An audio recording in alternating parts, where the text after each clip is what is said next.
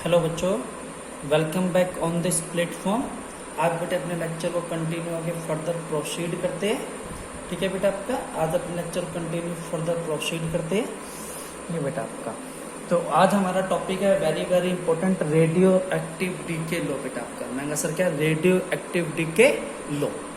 Radio active decay law को बेटा समझने के लिए सिंपल से कह सकते हो कि जब कोई रेडिएशन निकलनी चालू होती है किसी बम से या किसी से भी, तो आपको पता जब बम फूटता है तो स्टार्टिंग में रेडिएशन बेटे ज़्यादा निकलती है, लेकिन जैसे जैसे समय बीतता रहता है 2 महीने 3 महीने 1 साल, तो उसके रेडिएशन का इफेक्ट बेटे क्या रहता है, कम होता रहता है ना।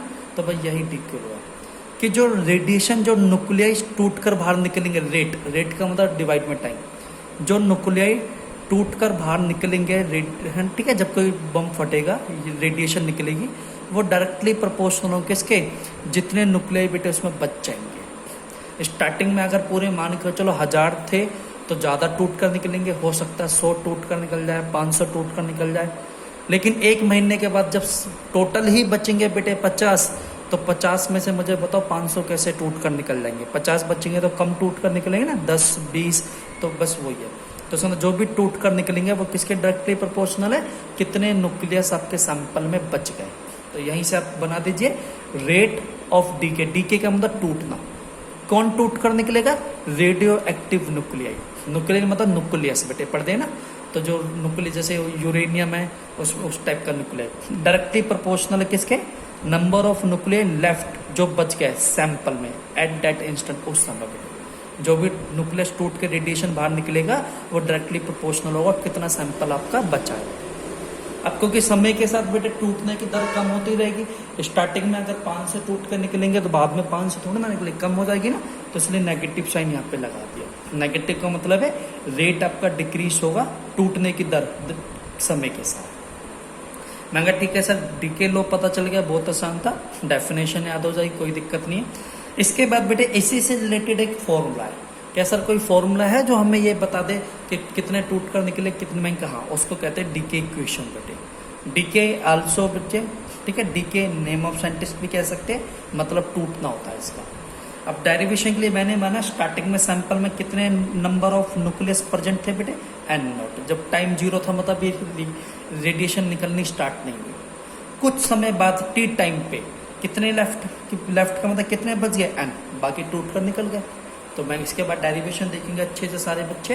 मैं ठीक है सर, डीके साहब क्या कहते थे, डीके लो बेटा आपका ये रहा ना, -dn/dt डायरेक्टली प्रोपोर्शनल, यही ना। प्रोपोर्शनल साइन बताओगे तो बेटे कोई ना कोई यहाँ पे कांस्टेंट आएगा, और यहाँ पे कांस्टेंट आता है लैम्बडा। क्या कांस्टेंट आता है बेटा आपका यहाँ पे, कांस्टेंट आपका यहाँ पे लैम्बडा आता है।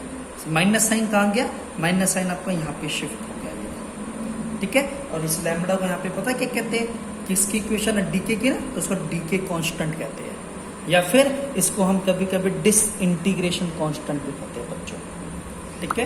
ध्यान रखना है, पूरा 5 नंबर का क्वेश्चन आएगा बच्चा आपका पेपर में, ये रहा आपका। तो मैंने ठीक है सर 5 नंबर क्वेश्चन आएगा। तो इसके बाद बेटा हम आगे बढ़ते, मैंने सर आगे क्या पढ़ना है आपका, ये रहा बेटा आपका लैम्बडा ना बेटा आपका।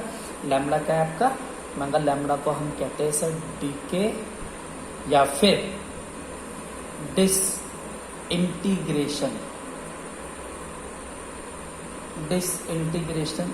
कांस्टेंट, डिसइंटीग्रेशन कांस्टेंट बेटा आपका, ठीक है सर, पता चल गया। आप इसके बाद आगे करते हैं बेटा आपका, इसमें देखो एंड को एन के पास लगाओ, टाइम को क्रॉस मल्टीप्लाई कर दो।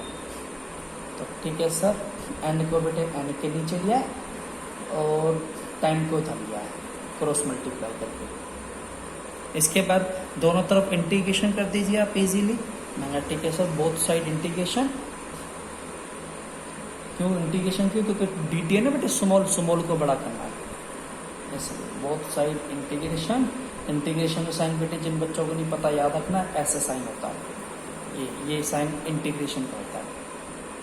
माइनस लैम्बडा बेटे बाहर, कांस्टेंट वेरिएबल टाइम है। स्टार्टिंग में जब टाइम आपका 0 था, कितने न्यूक्लियस सैंपल में थे, एन नॉट, सारे प्रेजेंट थे।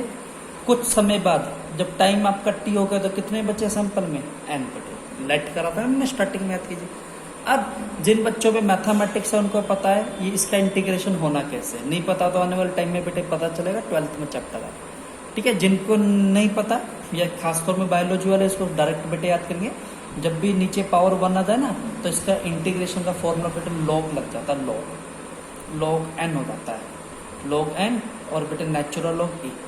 तो लिमिट क्या है एन नॉट और ऊपर क्या है बेटे एन नॉट, इसके इंटीग्रेशन का फॉर्मूला ध्यान रखना, फॉर्मूला मैथ्स में बेटे।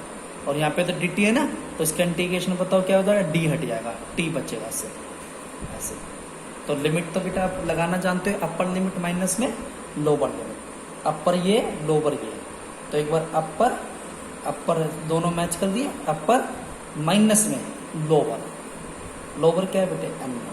सेम यहाँ पे भी अपर लिमिट टी और टी की जगह पे माइनस में लोअर लिमिट अच्छी हो बेटे। अब यहाँ पे फॉर्मूला पता है सब बच्चों को, log N minus N naught का आप ऐसे लिख सकते हो, ये फॉर्मूला है बेटे, लॉग ए एन बाई में एन नॉट, ये बेटे लॉग ए माइनस लॉग बी को लॉग ए बाई पी, ध्यान रखना बेटे फॉर्मूला से लिख सकते हो आप। ठीक है, सिंप्लीफिकाइंग कर रहा हूँ मैं, यहाँ पे क्या बचेगा टी। फिर इसके बाद आपको लॉग हटाना है, तो लॉग हटाने के लिए बेटा फिर एक स्टेप और याद करोगे, लॉग जब दूसरी तरफ जाता है ना, जब लॉग को अगर आपको हटाना है तो लॉग जब दूसरी तरफ जाता तो ये एक्सपोनेंशियल बन जाता है। ई का मतलब क्या है सर, ये एक्सपोनेंशियल, इसको एक्सपोनेंशियल कहते हैं। और ये रूल है बेटे, लॉग दूसरी तरफ जाके ई बन जाता है और जितने भी टर्म है ना वो सारे की सारी इसकी पावर बन जाती है, ध्यान रखना। तो मैंने कहा ठीक है सर पता चल गया। अब बस एक स्टेप, एन नॉट को बेटे इधर मल्टीप्लाई कर दीजिए तो ये आपके पास आ गया एन नॉट ई की power minus 11। This is final formula, इसको कहते हैं रेडियो एक्टिव डिकेशन। और कभी कभी पेपर में आता है प्रूफ करो ये एक्सपोनेंशियल है, तो देखो इसको फॉर्मूला में एक्सपोनेंशियल आ गया ना, प्रूफ भी होगा ये आसानी से। अब किस किस स्टेप पे तुम्हें ध्यान देना है, यहाँ तक तो सर कर लेंगे, इजी है। एक तो इस स्टेप पे ध्यान देना है कि दोनों तरफ इंटीग्रेशन करना है आपको, ठीक है सर। उसके बाद किस स्टेप पे ध्यान देना है, ये वाला फॉर्मूला बेटा आपको याद होना चाहिए कि यहाँ पे सर इंटीग्रेशन का फॉर्मूला लॉग में चलता है। क्यों चलता है, ये बेटे मैथ्स में रूल है कि जब पावर नीचे 1 आ जाए, ऊपर जाके -1 होगा ना, तो -1 के केस में होता है बेटे। फिर आपने देखा एक रूल यहाँ पे देखा, log a minus log b, ये ऐसे लिख लेते हैं। फिर अगला आपने यहाँ पे देखा कि log अगर आपको हटाना है तो दूसरी तरफ बन जाता है क्या बेटे, एक्सपोनेंशियल। 3-4 स्टेप आपको याद करने हैं सब बच्चों को, ठीक है। अब इसमें यदि ग्राफ बनाने लगे, देखो बेटे ग्राफ भी है, ठीक है। हरियाणा बोर्ड में देखा पूछता नहीं, सीबीएसई में बेटे पूछ लेता है। तो देखो ग्राफ कैसे बनाना है, ये ग्राफ भी बना के आना है, ध्यान रखना। अगर 5 नंबर का है कोशिश करना बना के आओ बेटे। यहाँ पे आएगा नंबर ऑफ न्यूक्लिय लेफ्ट, कितने न्यूक्लिय बचे बेटे टाइम के साथ, ये रहा। तो ये ग्राफ बेटा ऐसे बनता है, खूब ध्यान रखना है ऐसे,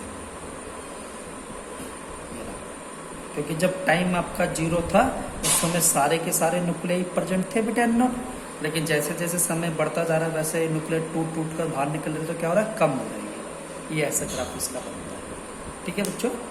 तो अच्छा बेटा, अच्छा और अच्छे से बेटे कर लिया करो फेल नोट्स बुक में, ठीक है। फेल नोट्स बुक में सब बच्चे कर लिया करो बेटे। और कोई डाउट शो करे तो मुझसे आप किसी भी समय मैसेज या फ़ोन करके कुछ भी बेटे पूछ सकते हो सारे बच्चे। ओके बच्चों।